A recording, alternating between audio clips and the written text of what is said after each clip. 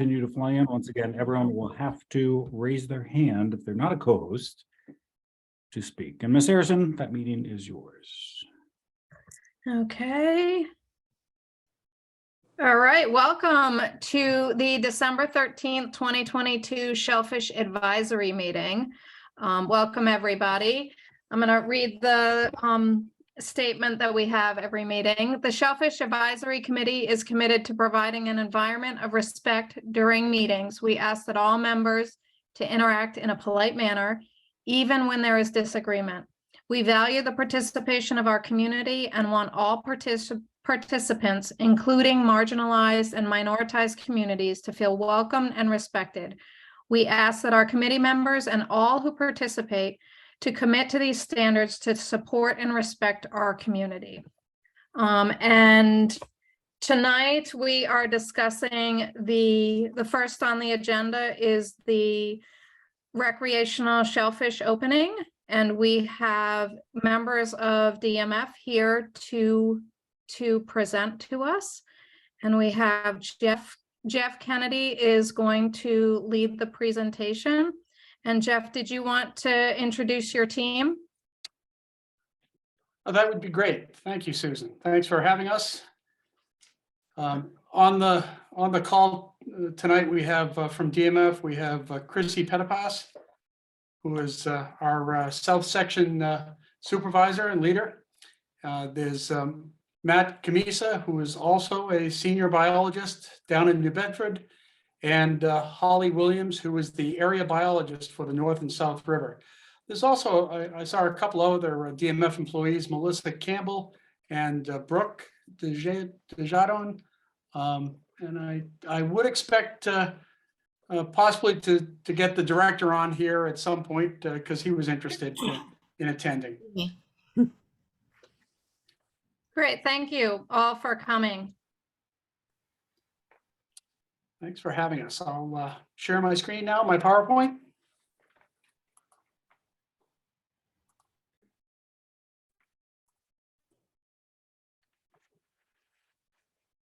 So this is really about a reopening plan, but you can't talk about the reopening plan without discussing why we're here and what the plan was, what the approach is to getting the area reopened. So I've got about 25 slides. I'm going to try to go through them kind of quick. There are a bunch of tables with a lot of data, and I'll try to draw your attention to what's important on those tables. But this PowerPoint is available after this evening. So if you don't see something or you miss something, it is available. Yeah, we can post it to our website and send out an alert after the meeting. Thank you. Thank you. So the outline for tonight's presentation, we're talking about the study review, sampling results, the dilution from Dr. Chen's model, MSC, meal-specific colophage, a viral indicator, how we analyze that data, as well as the new area and boundaries and the new seasons we've developed with cooperation in cooperation with Mike DeMail. The performance criteria, briefly, why the area would close, under what conditions. And then Mike is going to talk about notification and patrol briefly, and then we can have some questions. So this is the until January 1. This is the classification. Currently, it is all closed. The blue is conditionally approved. Red is prohibited. And the season was typically, as you know, November 1st through May. And the closed season was the summer, June 1 through October. And we're going to keep that because that's based on historical water quality. So anything going forward, we're keeping those that November through May timeframe.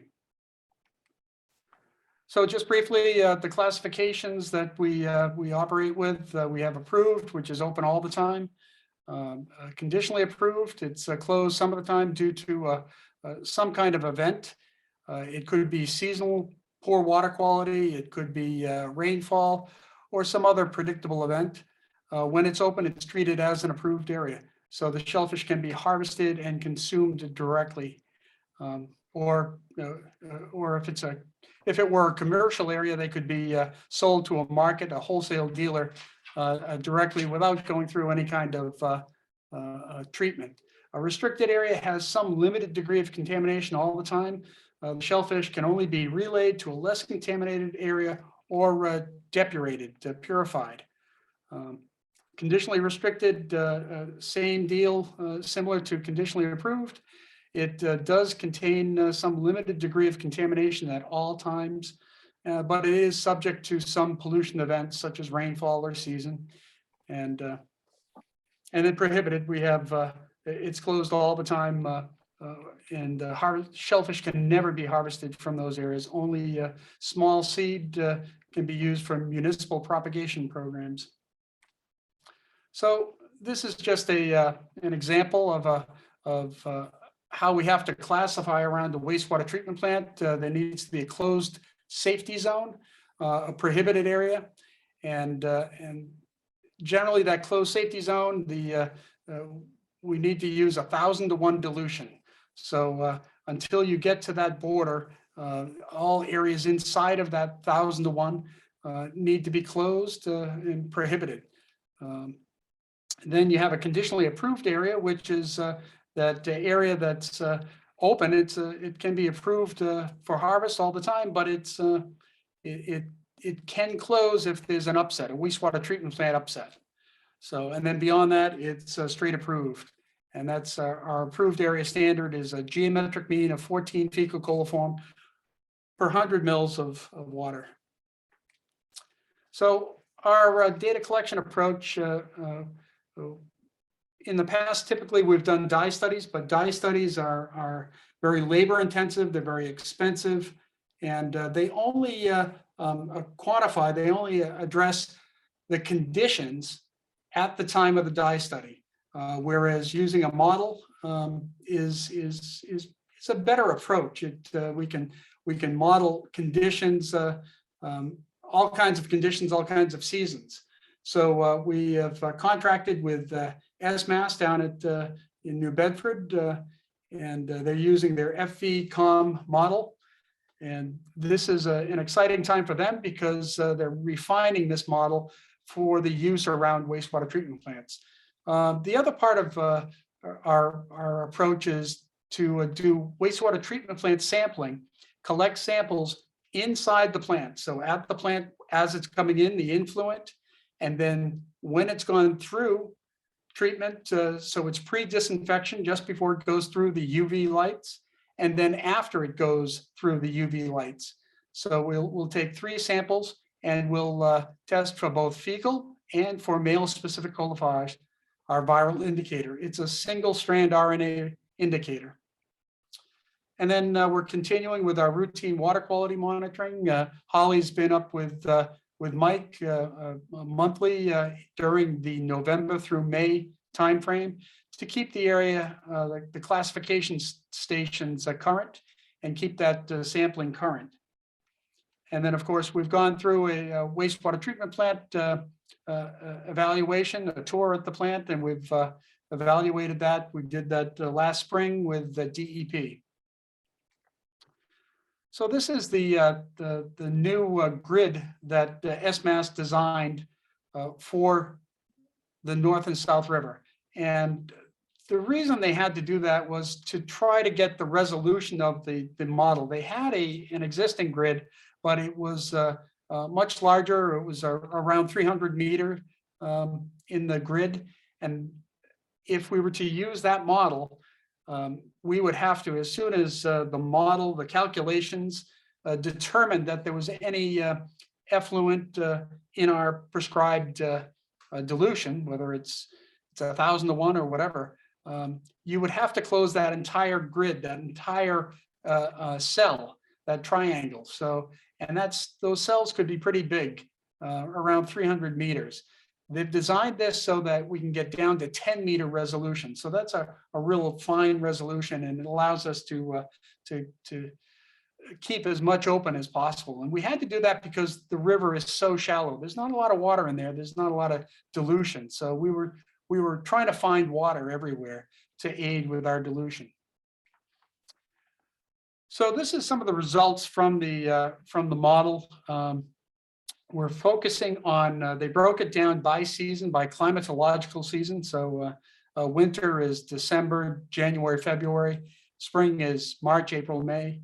So they did an analysis, a model run for winter for December, January, and February. And they used these inputs down below here. So you can see the North River discharge, what the forcings were from the North River. And they put that into the model, as well as they put the forcings from the wastewater treatment plant, the flow there, as well as wind, speed, and then direction. And so when we go through these next few slides, keep that in mind, as these are the forcings that went into this model. They used, in order to get it to take advantage of that small grid, that 10-meter resolution in the grid, they used LiDAR data, which is the most recent, down to 1 meter. And so by using LiDAR, they're able to get a very accurate depth of the North and South River, which is important. When there's not a lot of water, it's important to count every drop you can. So the first run at 1,000 to 1 that we had asked them to do, they came back with 4 seasons and the 1,000 to 1, and these are overlapping. So you can kind of see this is one season, and then there's another. And chances are, I believe that might be. I believe that this outer one is summer. But the idea was, gee, there's 1,000 to 1 is a lot of water. Now, I'm going to go backwards and just point out something. This depiction of winter and spring, keep that in mind when you look at the following slides, because you can see where the effluent gets discharged into the Herring River, it is most concentrated. And so you see that by that coloration, that percent dye. And you can see that the further away you get from the outfall, the more dilute, the more diffuse that the dye becomes. So keep that in mind, is it's most concentrated right at the outfall, less concentrated the further out you get. So when you look at this and you see all orange, it's not the effluent, the sewage is not evenly distributed. It is still most concentrated by the star, by the outfall from the wastewater treatment plant. So that would be a much a lower dilution up there, and then it gets less dilute as it gets further away from the outfall. So just don't, that can be confusing. So let's really, we're interested in winter and spring, so let's focus on that. So here's the 1,000 to 1 and what it looks like for the winter. And you can see that the forcing is really from the west and northwest, and it's pushing the effluent out the mouth. You may wonder why there's water, there's effluent at that 1,000 to 1 line down in the South River. And that's because that happens on the flood tide. So you have 9-foot tides, the effluent from the wastewater treatment plant on the ebb tide is heading out the mouth, but then the tide changes and it comes back in. So it doesn't go that far up the North River, you can see, but it has a little bit easier time going down, and it gets forced in over the marsh on the South River. So that's the effect of the tide. It's this is a steady state and average conditions. So average for both high tide, low tide, and mid tide. So here's spring, little bit different. This is the 1,000 to 1, but it's still very similar. Well, we looked at this and we decided we couldn't use, 1,000 to 1 didn't help us. Fortunately, at the same time we're getting these results from Dr. Chen, we're also analyzing for male-specific colophage, and that was our ace in the hole, it turned out. So male-specific colophage is a pretty new indicator. It's not been used. It's not been in the NSSP, in the model ordinance for very long. It's pretty new, and the test is still being refined. We still don't have an accepted, a conference accepted method to analyze for MSC and wastewater effluent. That said, we're using the best available technology, what's out there. And we've analyzed influent pre-UV and then effluent for these timeframes, these dates here. And we had January through June in 2021, and then we've started collecting in the fall for 2022. So from August through the 6th, December 6th, we have the fall readings, and we had to get that data in order to be able to evaluate and rest and be assured that the treatment was not different in the fall versus the spring. So you can see the counts here under effluent, and they're all very low. 9.9 is a less than 9 or a less than 10.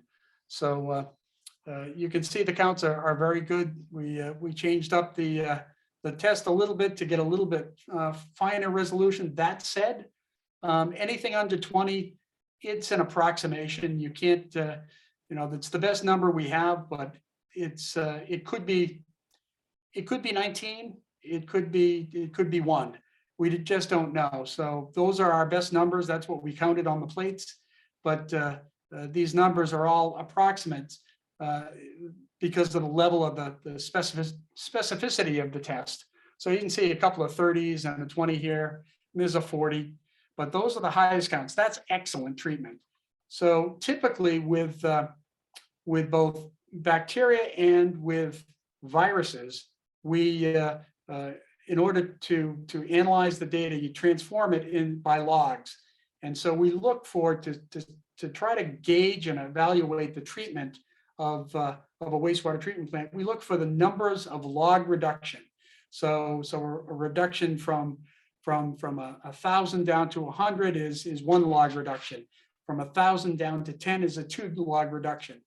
So what we're looking for is the best treatment is anything greater than 4 is excellent treatment. And you can see we have the average here is greater than 4 for virus, and for fecal coliform the reduction is over almost 6. It's over 5, which is excellent treatment. So these are the numbers here. The geometric mean of male specific coliphage is 9. Geometric mean of the fecal and the effluent is 4. And you can see the average log reduction 4.34 and 5.73. It's excellent. So what do we do with that data? What do we do with that number? And so what we do is, this is so new in male-specific coliphage, it's still not, this kind of guidance is not currently in the NSSP. So we've gone to the WHO, and they have a publication, and they've done those calculations. So you can see these are actual numbers, actual influent for our median or geometric mean. Geometric mean actually is a little bit lower, but the median is 312,000 for influent, and it's the P90 is 662. So we start with those numbers, and we can calculate what the estimated MSC is in the effluent. So you can see for a median coming into the plant of 312, it would be 8. And then you can see the minimum dilution. If we were to use 300 as opposed to 1,000, it would be, we could estimate 3 in the shellfish. That's using a 100-fold bioaccumulation. So you can see that we would expect at the edge of that 301 line that the MSC in the shellfish would be 3 or 0.03. So it's Scituate plant is terrific. It's a great plant. So we asked them, after seeing the 1,000 to 1, we asked for a different analysis for 300, 400, and 500 to 1 dilution. So here's the winter. Here's how it looks in the winter. And the brown here, that's just because it's red, but it's over green and yellow and blue. So it kind of, it has a different look, but the brown is 300 to 1 dilution line. And that's for the winter. So you can see it gets down into the South River a little bit. It doesn't go too far up the North River though, which is kind of nice for the 300 to 1 dilution. So taking everything else away and just looking at that 300 to 1 line, this is a little clearer. You can see that it covers up quite a bit of the mouth here, but it leaves the North River west of Herring River and a lot of the South River here open. And again, the forcings that are being used are North River here in this first column, in the first column, and then wastewater treatment plant in the second column, and then the wind direction, wind speed, and wind direction. So now let's look at the spring. Again, the ULA of all three, 1,000 to 1, 500 to 1, 400 to 1, and 300 to 1, based on seasonal wind. So the seasonal wind and the seasonal wastewater treatment plant. So you can see that this, it kind of changes a little bit. The 1,000 to 1 still gets down into the South River, but 300 to 1 doesn't really make it into the South River. It's just around the mouth. So let's take a look just at the 300 to 1. So here you can see it's just going out the mouth. This was the existing conditionally approved area, but it opens up a little bit more of the South River, and you can see the North River as well.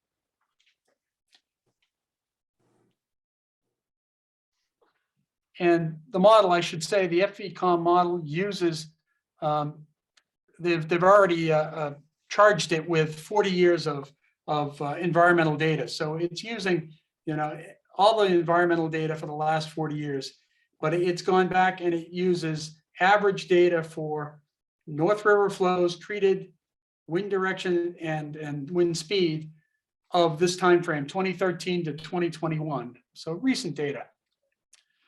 So here you can see the historic classification, and working with Mike, we've identified what the new classification will look like, and the new winter classification, and then spring as well.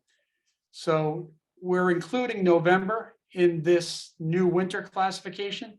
We've reviewed the model for fall, and it's very similar to the winter model. So we feel confident in using the same areas for the winter in November, even though November is technically the last month of climatological fall. So let's take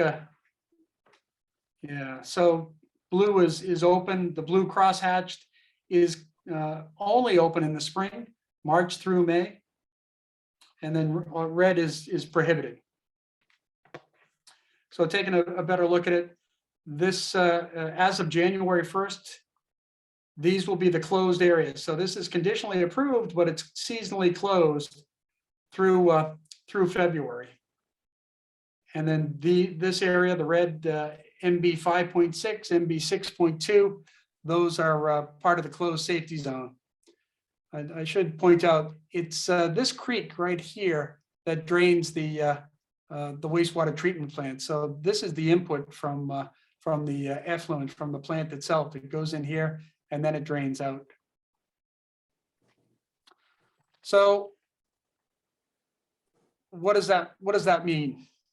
And we've done calculations, and the new winter areas, it's approximately 277 acres of 607 of the old. So that's 46% of the previous area that's open.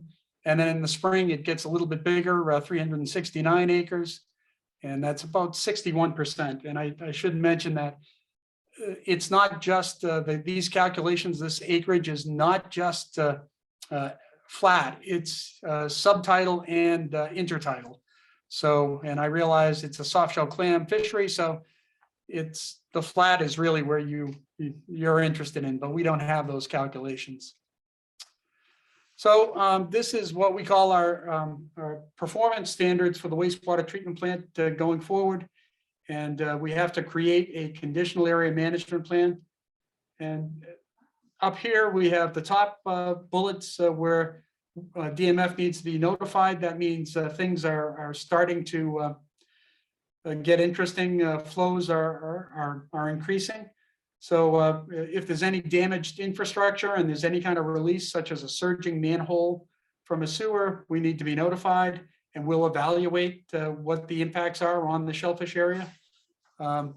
If there's any violation of the fecal coliform standards as outlined in the NIPD's permit, if there's any overflow or discharge of partially treated wastewater to any surface water, we need to be notified.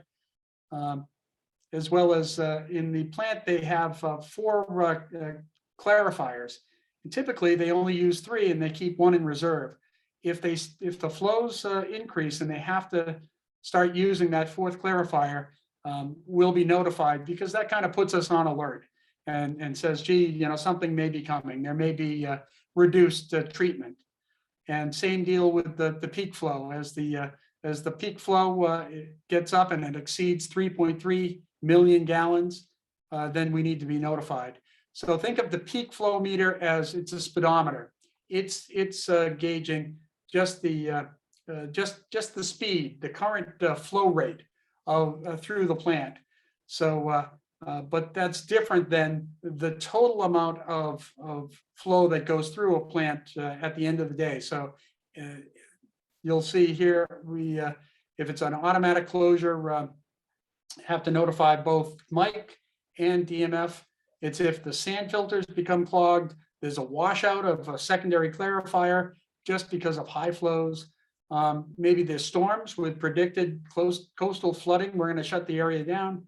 24-hour rainfall greater than 2 inches. There's either a partial or a total bypass or a blending event where they actually, the plant has too high a flow and they're concerned about washing out the secondary clarifiers. They may divert some of the primary treated effluent around the secondary and put it right into the sand beds, and then it gets hit with UV. So if that happens, it's going to be a closure, and we'll assess what kind of how long a closure is needed and how big a closure is needed. And then certainly if the total exceeds 3.3 MGD, then it'll be an automatic closure. That's not happened in the past 3 years, so that's a rare event. Rainfall in this part of the country, we typically see rainfall greater than 2 inches about 5 times a year, but certainly down there, we're looking at the data that Holly provided from the treatment plant. It's only happens once or twice during that November to through May timeframe. So that's I'm expecting this to be a relatively rare occurrence. So working with Mike, we've just identified what the areas should be based on the dilution study. So with those lines, they've last week, Mike and Matt and Holly were out, and signs have been placed at the borders of the new areas. And so it's clear what area is open and what area is closed. Mike, do you want to go over this, the placard and any of the new regs? Yeah, that's fine, Jeff. You can just push through your slides, and I have it listed here for the end because I want to add it to a couple other things as well. But your call if you think I need to touch on it here or later on. Well, I just a lot of these things are in the conditional area management plan, which is required that we have a plan, how when to get notifications, when does the area get closed, and how to reopen it. So we have a lot of this same language in the camp, working with Mike and Susan. So I think it's a good product. We've been, very busy trying to get this, get all the pieces done, all the hanging chads. So getting the analysis done, getting the samples run, it's been a haul. But what you have told us, what we've heard from Mike, we heard from Susan, we've heard from Dave, we've heard from everyone, is that the Scituate plant was well run and has superior treatment. And with our testing of MSC and fecal coliform, and plus the model, we're able to document that. And now we have proof that this treatment plant is a high performing plant. And so I think this is a good outcome. And I want to thank everyone for all their help. Certainly Mike and Bill Branton and everyone at the treatment plant, and certainly Susan. We've spent countless hours, countless meetings on this, and I think it's a good outcome. Yeah. Let me jump in now, Jeff, to finish it off. That'd be good. Thank you, Mike. When I go back to the last slide, and I'll speak to the slides. Yep. You hear me? Sounds good. Okay, great. So thank you, everyone. Thank you, Susan, for setting this up, and Shellfish Advisory Committee folks and all the other people that are on the Zoom call. Pretty exciting here. I know it's not a full opening, but it's been a lot of work to get it to this point. A lot of work behind the scenes with the placard that you see here. Some other things too that we've worked on. We looked at both towns' shellfish regulations. They were pretty much mirrored pretty much anyway. We went back and revised some more to open up shell fishing 7 days a week from Marshfield and Scituate. We're hoping the new regulations get approved in Marshfield December 19th at the select board meeting, and December 20th at the Scituate select board meeting. So basically, we took the regulations, we added shell fishing every single day. And the reason why we did that is we hope that mitigates the urge or need to go out there on bad weather days to go out there to shellfish when you're not really forced to.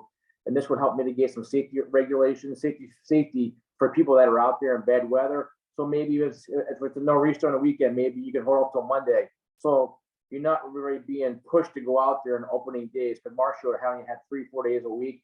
So Scituate was 7. So I changed that to make it 7 days a week, both sides of the river. It does not increase your catch. However, it's still 8 packs on 1 quart per week. So you couldn't go to Marshfield and dig 8 quarts and jump across the other side of the river to Scituate and dig 8 quarts. And that's where the reciprocity comes in.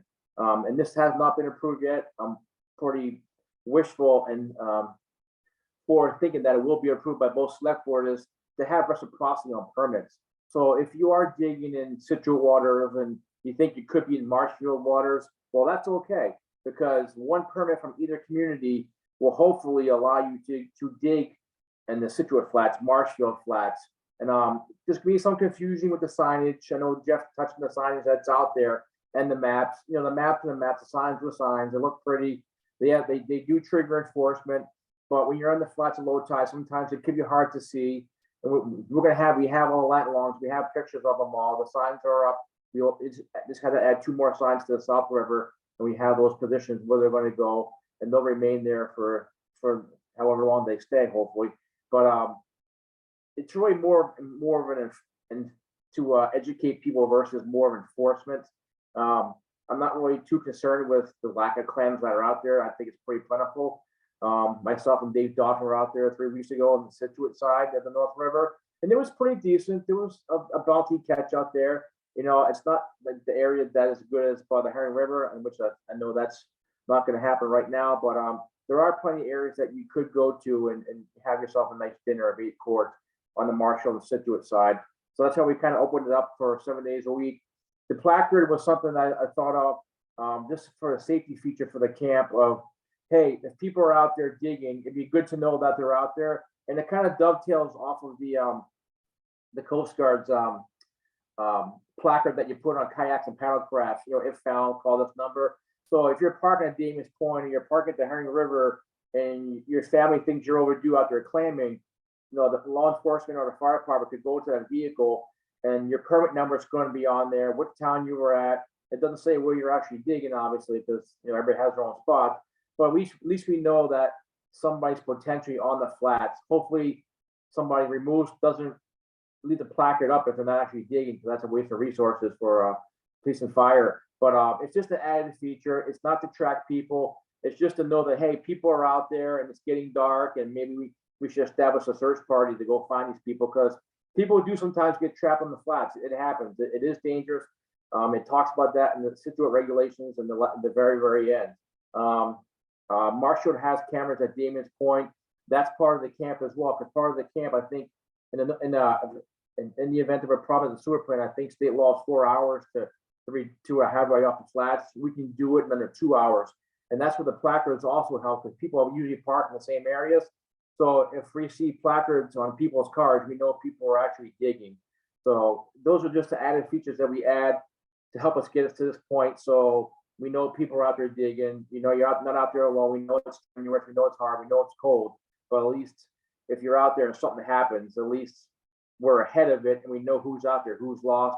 I'm not going to get into pinging cell phones and things like that, but it's another added layer that I don't think any of the communities did this. And so it's something we learned over the last couple of years of not digging. So we made it a little better. So that's kind of where we're at. But it's big things for the next two meetings: Marshfield, December 19th, Scituate, December 20th. I've been talking to most town administrators looking for reciprocity. It seems to be met with positivity. Shell fishing is not a money maker. Obviously, permits in Scituate are $20 and $50 for non-residents. Obviously, veterans in town are free. Veterans from other communities, state law, pay the fee of the town rate. So the Marshfield fees right now are 10 and 25. Those will potentially change if approved by the select board on December 19th to $20 in state and $50 for out of town. That way people aren't running to one town for a cheaper permit. Like I said, it's not a moneymaker for either town. This is more to get people out on the flats, give them the ability to get some catch out there, to have fun. And through education versus enforcement, because I know it's gonna be hard for some people to really figure out in the maps where they're at. That's where our job comes in to, hey, you're not supposed to dig here, you should be digging over here. And that's what kind of dovetailed the reciprocity of the permits. So I think some people talked about that a lot, and that was a good added feature. So also too, when you come to either Marshfield Harbor Master's office for your shellfish permit in Marshfield, which they're already printed, by the way, or Scituate, and those permits are at Scituate Town Hall already as well, you'll be issued a placard, and you'll be all your information will go into a spreadsheet. So your name, phone number, email address, and that information can be used for like alert notification of a sewer plant issue or a closure for weather, or a coastal storm or rain. So it's just an added feature that talks about in the camp that, hey, the Scituate sewer plant is doing some maintenance work, so the flats are closed for potential spillage or something. Or hey, coastal storms coming, there's no digging because there's going to be a 11-foot tide. So all those things with notifications are added into it. The one thing that I couldn't pull off in enough time was adding the permits online. I know some folks talked about getting the shellfish permits online. We're going to work on that for next year, but I think we've come a long way to get the blessing for January 1st this year. I think low tide's at 2:32 p.m. So I'll be out there, I know, as well as others. So if any questions for myself or Jeff, I think we can take those now, or you can always email me as well to either community. Thank you. Thanks, Mike. It's helpful for me to hear all those details as well. And I know it's taken a lot to get everyone to get this to roll this out. I think we thought we could do it a little quicker, and unfortunately, this is just the amount of time it takes. But thank you. Thank you.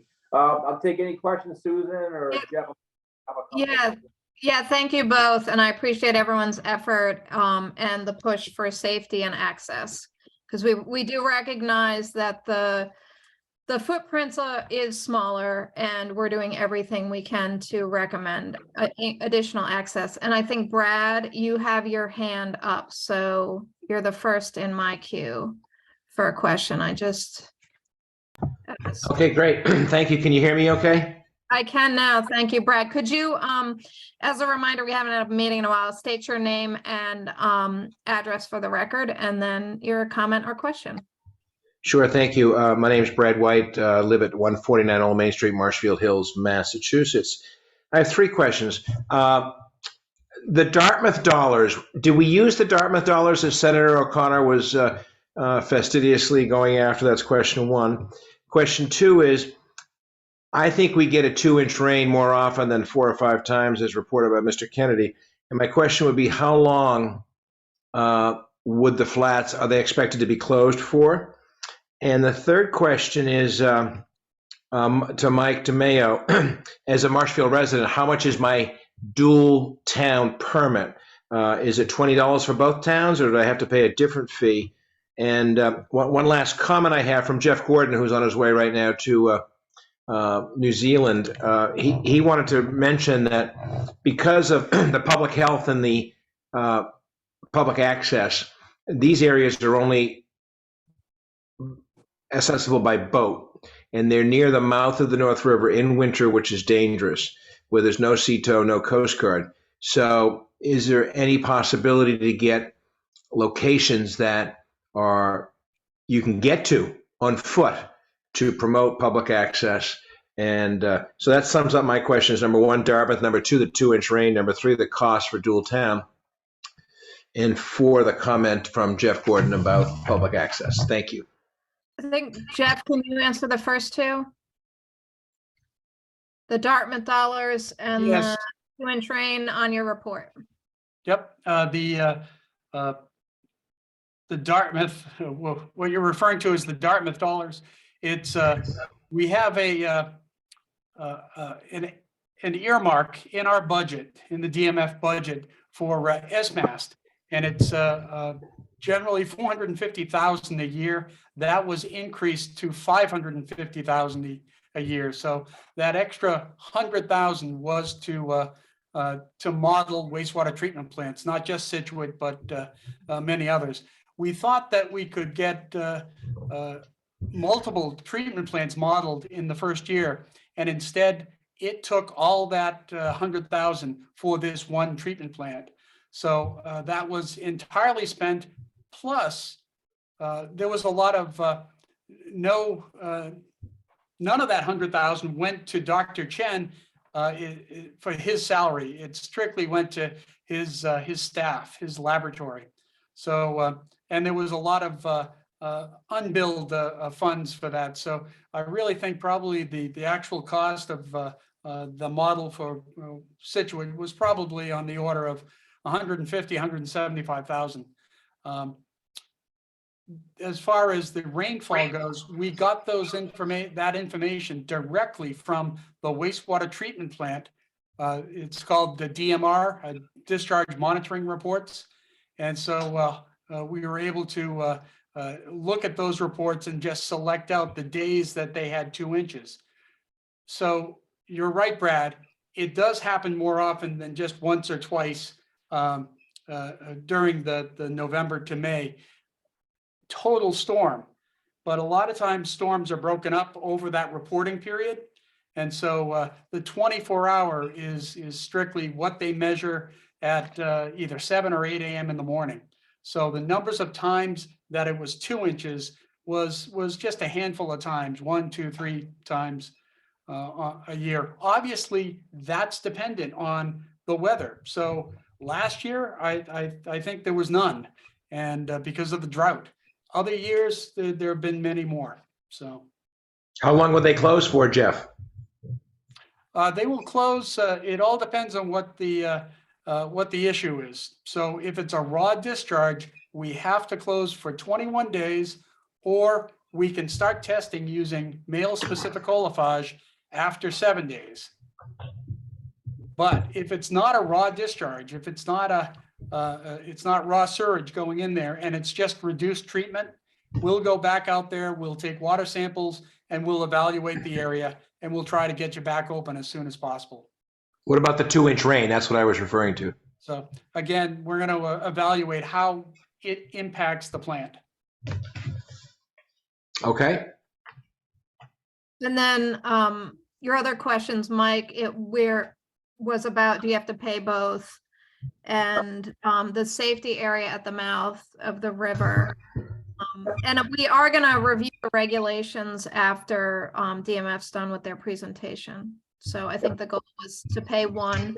Brad, the goal is to have them both towns agree that you pay one and it's good in the other town. And then Mike, do you want to talk about the safety? Yeah, so you know, because like, if select board approves it next year, this next week and a half, or moving forward, that it'll be one permit for, because right now it's like there's 4 different permits. There's resident, non-resident, Scituate, resident, non-resident, Marshfield. Probably next year it'll be just 2 permits: resident, Marshfield, Scituate, non-resident, and that way you pay. The reciprocity is now each town is $20. So if you go to Marshfield, it's $20, and you can dig in Scituate. You go to Scituate, it's $20 for resident, and you can go dig in Marshfield. If you're non-resident, it's $50 regardless, out of town. So Okay. It's easy. you're not paying for 2 permits. You're actually being allowed to dig more area on 1 permit versus 2 permits, and that's where we're trying to aim to reduce like the confusion, because you know every fishery boundary closures or things like that. So if you're permitted for one area, my goal is to make sure people are permitted. I don't want people out there digging with no permit, because then it turns into more enforcement and higher penalties. You know, I can't make it any easier to go to 2 town halls to get 1 permit to dig in the rivers. You know, it's very simple. As far as your question about us entering the new inlet and the mouth of the river into the South River, no one even digs in those areas anyway, Brad. There's no shellfish in those areas. If there are, it's very few in the rocks. Like me personally, if I go digging in the South River, I launch in Marshall at the Ridge Road boat ramp, and I go out to the South River. I don't go near the mouth of the river, because you're right, there is no one out there. And if I'm in a boat capsize, there ain't no one coming from me, because it'll probably be me saving myself, right? So Right. our areas off of Central Ave and Humrock that are open, and are actually they're technically outside the 1,000-to-1 line that are open. It's a flat down the South River on the Scituate side that you could actually walk to without having a boat. Damon's Point is another spot, not as desirable because it is mucky there, but there are steamers and cohogs east of Damon's Point and to the west of Damon's Point. So you can walk out to those areas. So not flat sand or sugar sand, but you could go there and dig. And that's where a lot of people used to dig in the past. Obviously, the other areas, yes, you do need a boat. That's why the city marshal new regulations will state that, you know, that you shouldn't be out there alone. You should be digging with people, at least telling people where you're at. And that's kind of where the placard idea came into play. So we know that if somebody is overdue, we have a starting point, because there's been many cases where boaters or kayaks that have gone overdue, or a kayak's up on a person's beach for 3 days, and we find out later that the person was actually deceased, but we lost 3 days of searching for somebody and potentially saving them if they had a plaque or something in their paddle craft to call a number to get the search going quicker. So we're trying for saving people and trying to educate people as we go, and all those things will be in the camp. So this has been going on for about 8 months, with going back and forth with marine fisheries and the camp, and how can we increase the safety of it. So, but if you got any other ideas, I'm all ears. But Mike, good job. One last comment would be, you do a nice job of charting out when you get your license in Marshfield and you get the pamphlet that's handed out by the harbor master du jour, and maybe you can put on that for 2023 points and arrows to where the public access is, because I think that'll avoid a lot of stress if you can show where people can actually walk out and not have to have a boat. That was my main comment. we do that. Actually, we don't show them every single area, because like no one wants to give up their fishing areas, obviously. But you know, we'll point to a flat. Hey, this flat is good. There's plenty of cohogs here, plenty of steamers here. And Yeah. so even moving forward next year, like Scituate, has a lot of area on the west side of the Herring River heading towards Wills Island. Myself and Dave Dobby walked that 3 weeks ago, and it's pretty good. It's it's maybe not, but it's a great area for propagation of quahogs. So I think moving forward, as we get through this year, maybe next year, year after, we're going to start having certain areas, like certain acreage that are designated as quahog areas, or more steamers in one area. So people have the ability to go dig in a certain area to get steamers, or if they want quahogs, hey, go dig below the mean low waters, a bunch of quahogs over here, and we can show people where those are at. That way, we can kind of keep the fishery going. But I don't think we're anywhere near an area that has to be closed down because of lack of catch. So, and we weren't even there before. So now we are almost 3 years removed, and it's probably pretty plentiful. At least what I saw, it was pretty decent. And I'll have no problem getting the reports on there. So Mike, with future forecasting, you maybe think about dialing into a budget, the reseeding that we did so successfully for 4 or 5 years, and maybe, maybe not this year, but in 2024, we get the trailer truck down again and start offloading different species. That's what the propagation project is. That's what it is. That's what Thank you. But, Thank you. All right, Chris Newhall, you're next. Yeah, thanks. Chris Newhall, 7 Strawberry Lane in Scituate. Just wanted to clarify, I guess, I think I heard Jeff say this, but the intent is to have these areas open as of January 1st. That's correct. Yes. And then next year, it would go back to the November 1st seasonal opening. Yeah, understood. I just wanted to, I guess, make sure it wasn't going to be, next year in 2020 at the start of, I guess, the season in November. Thank you. We're making Mike work on January 1st. Yeah. I'll be out there. Yeah. yeah, And Samantha, did you have a question or did you lower your hand?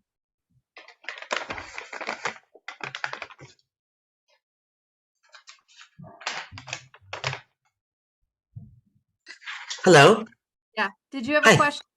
I did. Yeah. You're next. Okay. Samantha Woods, Executive Director for the North and South Rivers Watershed Association.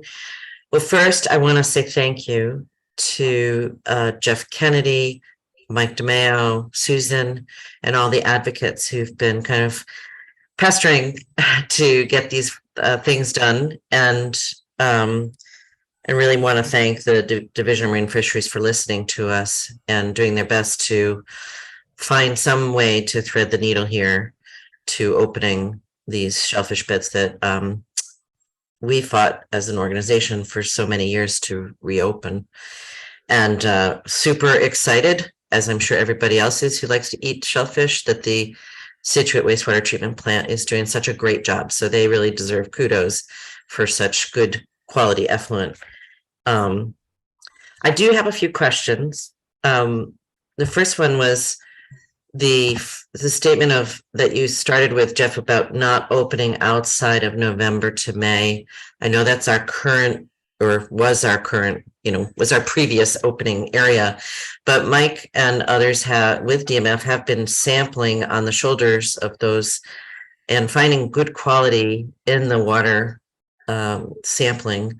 And I'm wondering, we had thought that maybe there was an opportunity to open it from September or October. Can you just comment on that? Or is that just, not for this moment, or is there still hope? No, it's a great question. And we were just talking about that before the call. We don't currently have a robust data set for June through October. So but you're right, those shoulder seasons look good for routine water quality monitoring, but we would need additional sampling in the area. We also, when we've done our mooring area and marina area evaluations, particularly the South River, that's been strictly for those, certainly it meets it. It's not an issue for the wintertime, but it would become more of an issue perhaps during the summer when the boats are in there. So we'd have to do that evaluation, that assessment with that in mind. And then certainly we need to look at Dr. Chen's model for the summer and see exactly where the effluent, where that 300 to 1 line would end up for the summer. I haven't looked at it really. I suspect it's very similar to the other months. So I think the area is probably comparable to what we have, either the winter or the spring opening. But yeah, we need to take a look at that. I guess I'm more concerned about getting water quality in the summertime and getting doing an evaluation for mooring areas and marinas. So just to follow up on that, yeah, is there a way for us to petition you to look at the October? Because I think Mike and DMF have plenty of data for October. I don't think we were ever really, I know Mike, had cautious concerns around summertime just because of the amount of work that he has to do during that time period. But I do think October, there's plenty of data from the water fecal coliform data anyways, that I think could support an opening and might be worthwhile to examine. It's a great point, and typically, to explain to everyone, typically when we open an area, we're sampling an area to reopen it for its seasonal opening. So in this case, for November 1st, we would be out there. Holly would be out there, and she'd be sampling in October, grabbing samples. And her predecessor before her was out sampling in October. So we do have, we do have a body of data. Probably it's within the last 2 weeks of October, and it may not be the earlier October, but the data I'm certain looks good because we've been able to open it up for November 1st. So yeah, I think it's a good it's a good idea. Okay, so is that something that we would just maybe write a letter asking you to examine for the next season, maybe with Mike?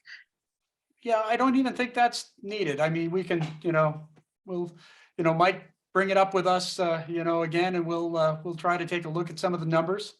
Okay. Yeah. Okay. That's easy beans. Okay, well, that's good. So I think the other, kind of, I guess, difficult sticky wicket for us still is that area behind the spit, which I know is both, easily accessed by foot and has really some great clamming in there. And when I was looking at the data that you were presenting on the effluent quality and the log reduction, the way in which you explained it, you said that I think that with the 300 to 1 dilution, you were, with the real data, we were like below 3 PFUs per 100 gram of shellfish, which that's correct. Is obviously sort of well below detection limits, I think, that you've talked about. And so, the 1,000 to 1 dilution was based on a 50 PFU per 100 gram standard. And we're so below that. Is there any thought to whether or not we could go a little bit lower on the dilution rate, and if that dilution rate would open up any of that area that I'm talking about behind the spit? So we never asked and we never received any lower dilution charts from SMAS. That would be easy enough, but we don't know what the 200 to 1, the 100 to 1 would look like, what that would look like. It's really, I think the concern is in that location is the time of travel from the outfall to that flat would not be very long. It would be certainly under an hour. It could be as short as 20 minutes. And so it's we don't really run into an issue with the treatment. You're right. It's superior. It's even if we looked at a lower dilution, if we substituted the 200 or 100 into this table, we would still have a very low amount of MSC in the shellfish. It's just under an upset condition, the time of travel would be so short. So I think that's really the concern here. I'm not saying no as far as a lower dilution, but I'm comfortable and confident in defending the 300-1 and defending and justifying the 300-1. I think as you and I have spoken before, there's really just one other state, New Hampshire, in one area that they've used this approach to opening an area. And they used 400-1. So we're really breaking ground here in the 300-1. So it's, again, I'm not saying no, but I'm telling you what I'm confident in justifying here to my regulators. Yeah, it's hard to be an advocate and to not be able to get cleaner than clean, right? I mean, that's the frustration on our part, is like, well, wow, it's really clean. We can't really ask for more. And yet we're still being denied access to our natural resources in an area that is well known, well visited, and loved. And that's the crux of our frustration. Super excited that we've gotten this far. Thank you. And I'm really proud of Mike DeMeo's efforts too. We don't want to diminish all the work that you've done. It's just that one little area that we want to find a way to get back if we can. And so I'm going to probably keep pushing a little bit on that to see if there's any way we can both feel comfortable doing that, because the water quality is so excellent. I have to say that we've been doing a lot of MSC testing in wastewater treatment plants, and I would say Scituate is the top of the top. Yay! It's the treatment is excellent, and I think it's because depending on how you look at the plant, it could be tertiary treated, call it tertiary treatment, which no plant has, or it's polishing. It's secondary with polishing, but it's the sand filters and then UV. And if you're a chlorine plant, if you have high flows, 20 MGD, you can't deal with your effluent the same way. And so Scituate is lucky, and they have excellent treatment plant, excellent operators. So no agreed. question, it's and that's why you see these low numbers here. All right, well, I'll stop pestering you about that. I'll just one more comment. There is an island for sale out on the river that maybe we should buy, and then we would have better access. Oh, So that might be something to think about. Town of Scituate, open space. is it in Shellfish. Scituate? Yeah, let's connect on that. Is it Scituate? Yeah, Yeah, let's look at that. yeah, I think I didn't realize might be. that. I'll Yeah. follow up with you after. Okay, sounds good. All right, Yeah. thank you, Jeff. Thank you, Mike. Really looking forward to the January 1 opening. We'll be out there with our waiters.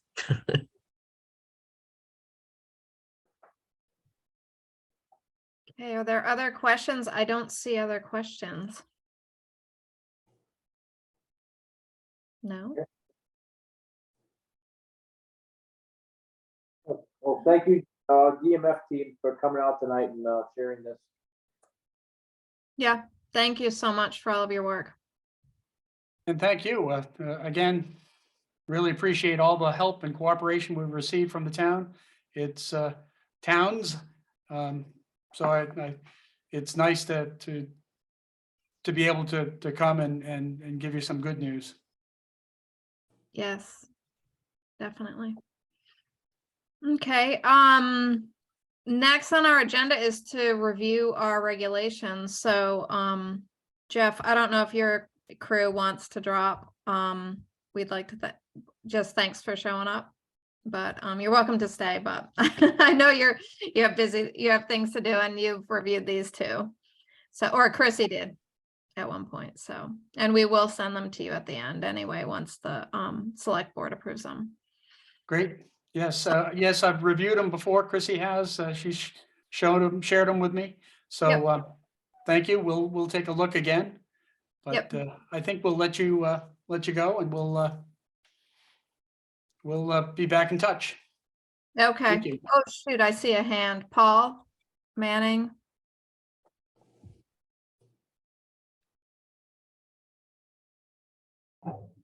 Oh, there we can unmute. I'm sorry, I was having a little delay getting my hand and raised and unmuting. But Paul Manning, I'm at 64 Moreland, kind of near the spit and the spot that Sarah was just talking about, or Samantha was just talking about. My question is, what is the risk? It seems to me like we're sort of putting a lot of restrictions and safety in an abundance of caution. And my question is, what is the symptoms of the risk that we run if we play a little fast and loose? If we get up to 50 instead of 3? Does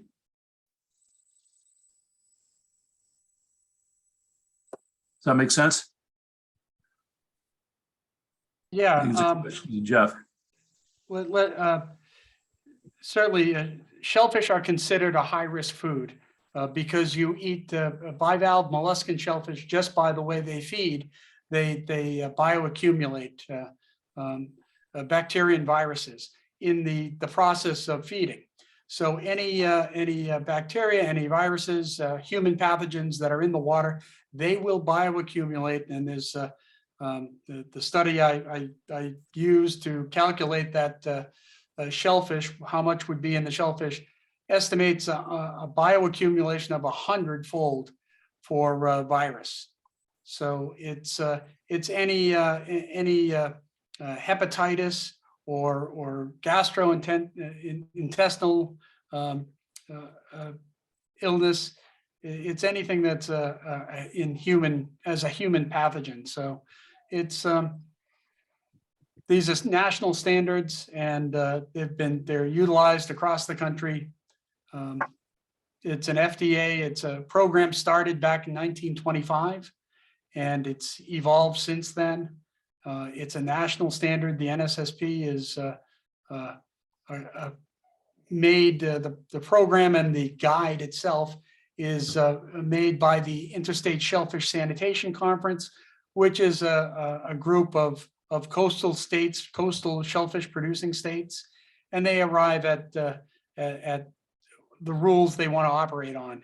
And FDA is the federal. This program is considered an FDA cooperative program, and so these standards are all arrived at by shellfish sanitarians. So the numbers are used by every state to classify their growing areas. It's not.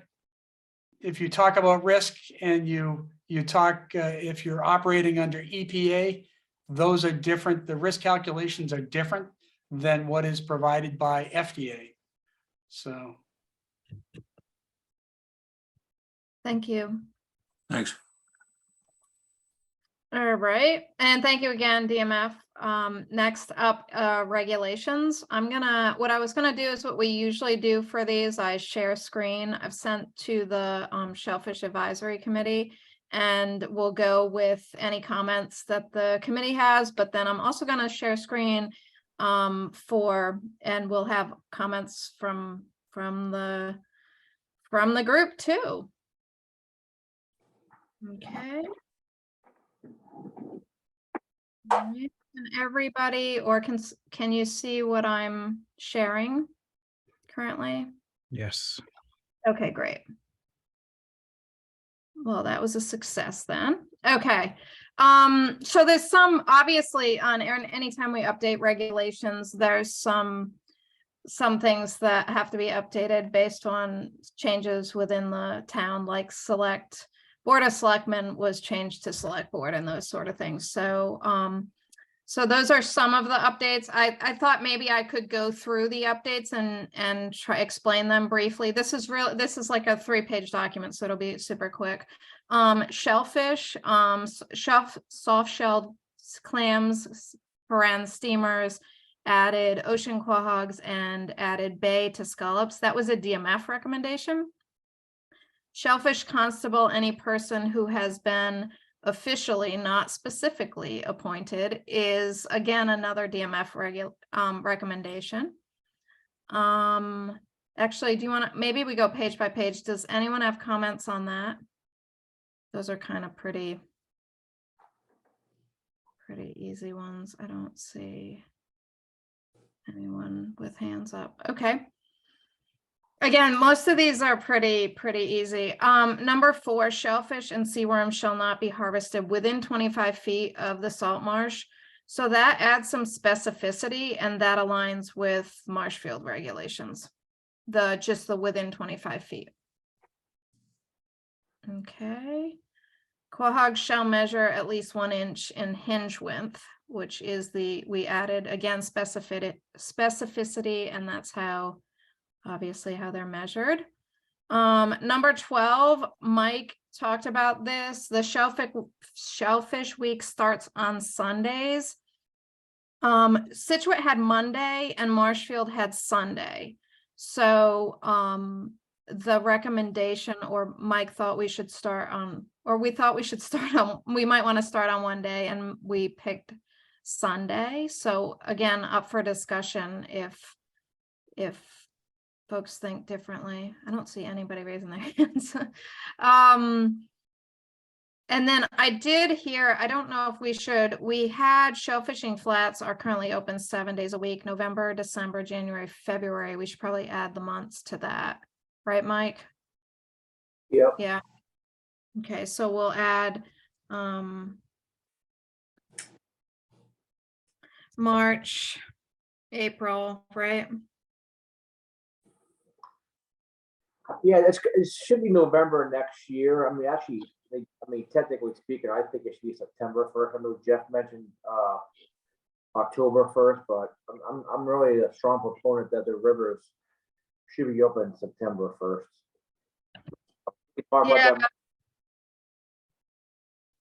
You know, it should have been that for many years, but you can't argue about too many things at one time. This has been enough effort to get us to where we're at. We're finally getting back to being open. So, and the Yeah. as well. Yeah, So, I agree with you, Mike. I also think there's some things we're gonna have to go back to them with next fall, right? And I'm glad that they mentioned October. October would be a win, but I mean, for being shellfish guy both sides of the river and being out there, I think September 1st is a little special to go out there digging. I would not support, June, July, and August. There's just too much boat traffic, too much going on. So I think September is really a nice landing spot for the river. I really do. Okay, Probably agree as well. okay, so maybe next fall, that's maybe they gave us October, we'll go ask for September. And then did I just see a hand and then it disappeared? Sorry. Does anyone have questions? I swear I just saw a hand. I thought it was Chris. No. Okay. Okay.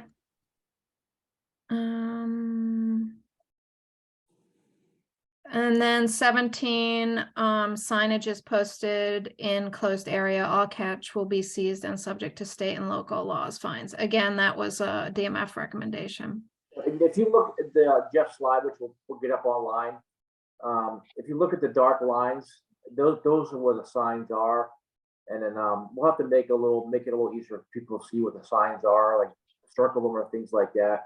I have the Latin longs of all of them, obviously, but I mean, basically, if you follow the closure lines to the dark blue lines going across, at the very end, those are where the signs actually are, and you can see them pretty clearly from west of the Herring River over to Marshall behind buoy number 13.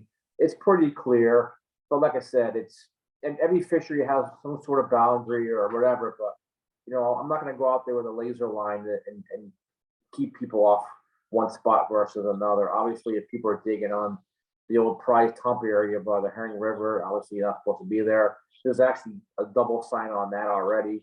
But you gotta have some flexibility, you gotta have some tolerance in everything you do and discretion. So that's why really the reciprocity really came in, because I really didn't want to get into an issue out there in the flats where one guy has a permit one time and he's in the area that he shouldn't be. It's not worth the hassle for a $20 permit and 8 quarts of steamers or coal hops. there's more important things to do, and, you know, I really wanted to get this back on track as fast as we could, and those are why we added the safety things, you know, to make it a little sweeter for the camp. Which is actually a good thing anyway, moving forward. It is a nice little tool, and it will definitely help. Even if we see one person's life or roll it out, we have had issues in the river where we've had kayakers go missing for a couple of days, and the kayaker's in the person's yard, and unfortunately the person perished because there was nothing in the kayak that identified whose it was. So I'm very cautious of this. Take it very seriously, because we're going to be out there, and we have had issues before in the South River and Herring River where people were stuck in the flats and the tide was coming in. So it's, you know, people really have to be keen to knowing their chart and the height of the tide and things like that. So it is dangerous, and that's why it's in part of the regulations. There's a inherent risk in all we do. So obviously in the rivers, shellfishing in February, March, April, May, the water's still cold. Yeah, I think there may be opportunity too. I think we've talked about this before on maybe with the Scituate Rec Department. I know, Mike, you've done that before with teaching, you know, giving lessons on safety and recreational shellfishing now that we're starting up again. Right. To increase the access and accessibility. Right. Okay. The next page, we've got an addition of the Commonwealth of Mass. Veterans are entitled to resident permit rates for recreational shellfish permits upon showing their veterans ID card. And then this is their reciprocity. So the active Marshfield recreational shellfish permits have reciprocity, and active Marshfield permit holders shall shellfish in Scituate town waters and comply with all rules and regulations of the town of Scituate. This does not increase your catch allowance of 8 quarts or 1 peck per week starting Sunday. Yeah, should I say shall be can shellfish? Am I reading that right?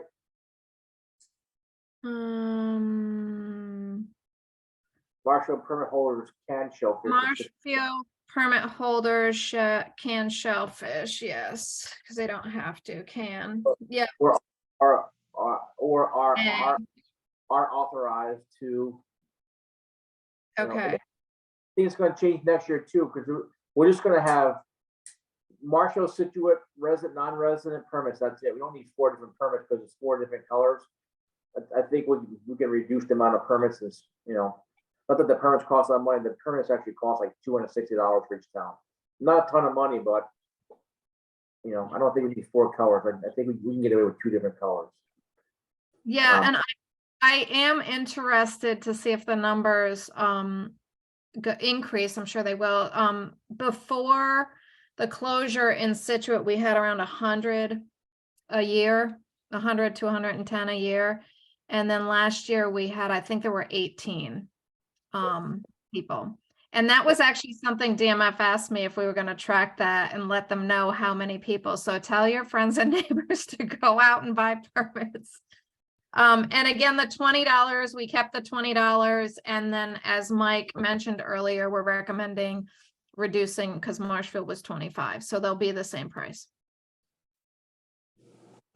And then again, some of this is just for some reason they had a prior fee in there, and then DMF recommended taking that out. And then division, it's not Department of Marine Fisheries, it's division. And again, with the hinge and that is, and then select board. And then as Mike discussed, our Scituate Select Board meets on December 20th. We are on the agenda, Mike is on the agenda to explain the reopening and then for them to officially approve these regulations. So once they're approved, and then they'd be sent to DMF again, but they've already seen these. Yeah, these don't have to be approved by DMF. These aren't commercial, this is recreational. So, Yeah, we just send them for an FYI. They Yeah. always like to get them when they're approved. Yeah, I should have clarified. They've already given their comments. on this, but we generally send them just so they have on record. So then if someone asks, hey, is there another town that's done reciprocity, which by the way, we're the first. So then they'd have an example of the language. So any comment? No. I mean, and I think too, another thing different that Marshall has is, I added before all this, I added pictures of razor clams, eels, the clams. So we can, I'm not sure you can see that, but we could add this to this. Well. Yeah, I wonder, so Marshfield has this nice little trifold thing that they give out when you get a permit. So, I don't know. I think it might be a good idea for Scituate to do something similar. It's the same language. It's just then we'd add these like pretty pictures that Mike could send us and we could add. Yeah, it just how to measure the quahogs. It shows you the ring size, the hinge, the hinging on the quahogs. It just kind of shows you how the clams are measured and where you find them and things like that. But like I can share that with you guys as well. I was actually at my desk and just did a couple more revisions on the Marshfield ones. So, I mean, Okay. Oh, sorry, Brad. There you go. Oh.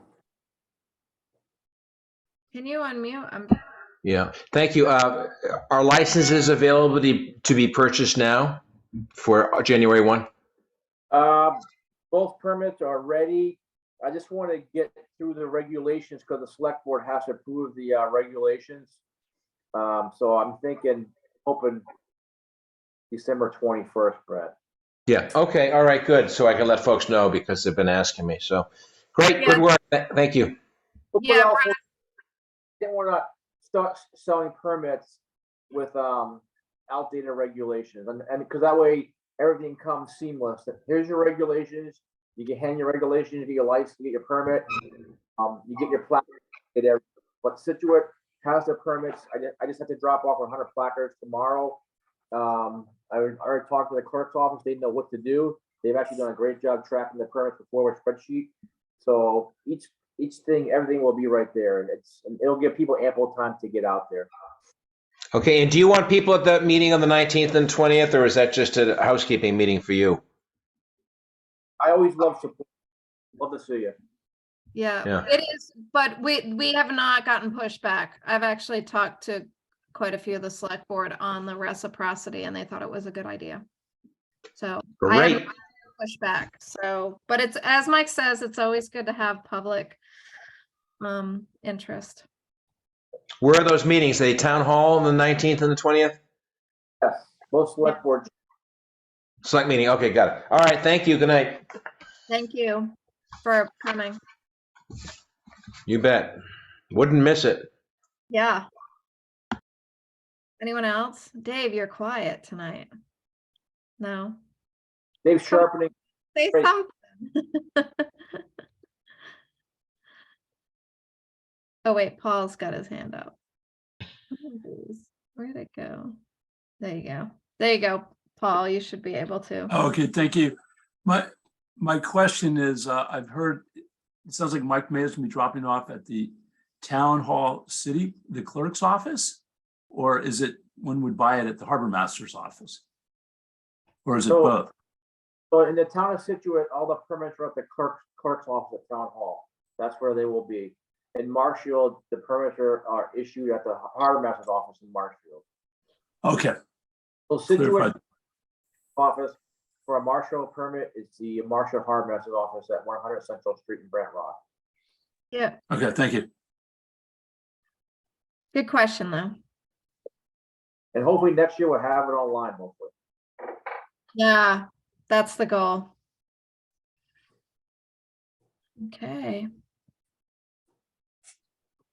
Are we, no more questions and we're good? I only have one housekeeping, and that's to approve the September meeting minutes that I sent around earlier so that I can post.